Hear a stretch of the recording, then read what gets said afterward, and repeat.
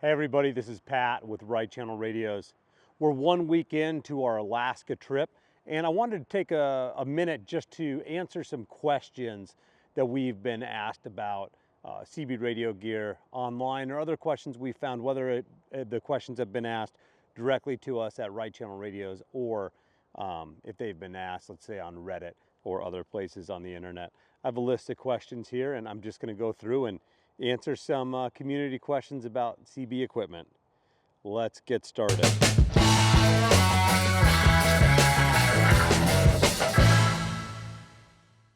All right, I have a question here. It says, if using the Cobra 29 for a base station, how do you tune the antenna to the location or the home? If you are going to use radio like a Cobra 29 as a base station unit, what you're going to want to do is you're going to want to pair that with a base station antenna, whether it's an Antron 99 or whether Procom PT99. Those are going to be really large antennas, normally around 18 feet tall, and they have tuning rings at the base. Unlike a vehicle antenna that relies on the metal of the vehicle to create a ground plane, these base antennas are going to be able to do that on their own. Most base antennas come pre-tuned for 75 to 100 feet of coax cable, but they do have, most base antennas have tuning rings at the base that you'll adjust up and kind of up and down to get the right standing wave. Can I use a mobile CB radio as a base station radio? The answer is absolutely you can. However, just keep in mind, CB radios are designed to be,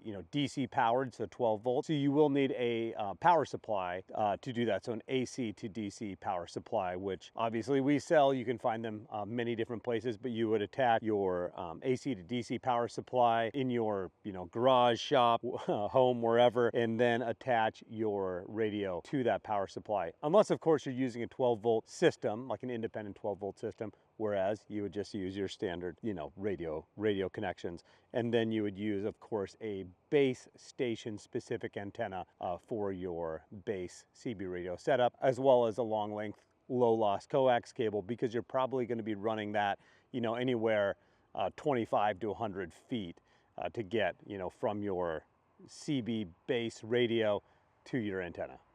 What is the point of CB radios? Well, I think that's a fair question. We live in it's 2024 as of the recording of this video. Most folks are talking on cell phones. The thing about that's different about CB radios than most other communication is one, that it's open source communication, meaning that anybody can talk on a CB channel. You don't need a license. All you need is a radio and an antenna, and you're talking. Also, CB radios are independent communication sources, meaning you don't need somebody's cell phone number to talk to them, right? If you're communicating on a frequency, that's an open frequency, and anybody can hear you. So it's really helpful in situations where, let's say you might not know somebody else's specific frequency. Let's say there's an emergency situation, or let's say you're working together, you're loading or unloading a vehicle. Well, all you need to do is get on a predetermined frequency and you're able to talk to somebody. So if you're in a situation where you're trying to get in touch with somebody else, you can turn on that channel scan, you can listen for chatter, or you can just start talking, asking for radio checks. And often people will be scanning channels, and they'll be willing to talk with you there as well. So it's just a independent source of communication. So I'd say that's the point of CB radio. People use it a lot for Jeep, four-wheeling, off-roading, trail rides, things like that, where you want to communicate with a whole caravan of vehicles, and you're not trying to call each person independently. You can be one person in a group of, let's say, numerous people, and you can all listen to the same communication source without having to broadcast it or call people individually, right? So everybody is on the same, in the same communication train. This is one from Reddit. The question is, so walkie talkies and CB radios, not the same thing, right? Well, I mean, a lot of people use the term walkie talkie for really any radio, specifically a handheld radio.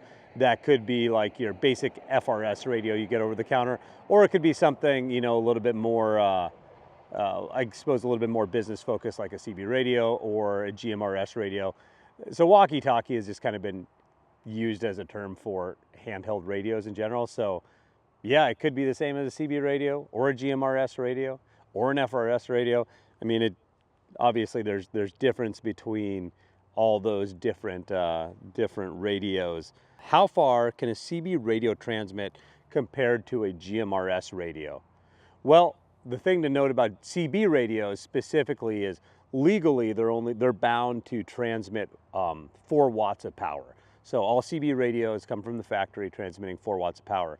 GMRS, on the other hand, kind of the lower end ones, or the entry level ones, are typically anywhere from 2 watts up to 50 watts on the ceiling of that. Anything over 5 watts with GMRS, you do need to have a license for those radios, for that radio use. So, a GMRS radio communicating or transmitting at 50 watts with a nice antenna, you're going to get out much further with that GMRS radio than you will a CB radio traditionally. That said, CB radio is lower frequency, and in the right atmospheric conditions, you can shoot skip, you can communicate a long distance with CB, but just not as reliably as you could with like a high-powered GMRS radio. So the use cases for each radio are different, but if you're comparing like a 50-watt radio to a 4-watt radio, with considering both have similar nice antenna setups, you're going to be communicating consistently further with a higher power radio.